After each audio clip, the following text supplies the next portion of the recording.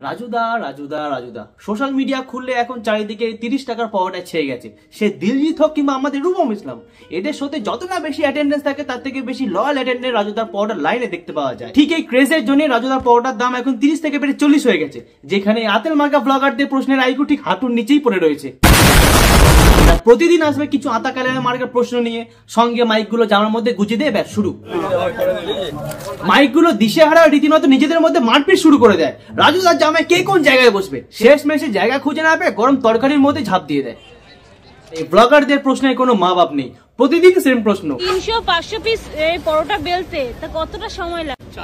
একজন বেলে নাকি দুজন? এমন প্রশ্নের ভাব যেন সিবিআই তে জয়েন করবে। এটা কি সেই তেল ছাড়া পরোটা? কখন ঘুম থেকে ওঠো? কারা বানায় এই পরোটা? কখন ট্রেনে ওঠো? কখন বাড়িতে যাও? ওরে সালা!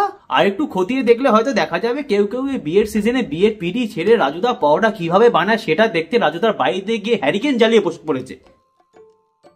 আরে মাথা মোটা আতেলগুলো মানুষটাকে একটু শান্তিতে ব্যবসা করতে দে। ইতিহাস কি আছে, তোরা যেসব মানুষদের ফেমাস করেছিস সেসব মানুষগুলোর ব্যবসা 12টা বেজে গেছে। এই রাজুদা যেহেতু এখন ফেমাস, ঠিক এই প্যাটার্নে কিছু আতেল মার্কা ব্লগার গুলো এখন যেখানে পারছে সেখানে গিয়ে ব্লগ করছে নতুন রাজুদার সন্ধানে, কারণ নতুন নতুন কন্টেন্ট চাই। সবাই এখন তেল ছাড়া পরোটাই বানাচ্ছে।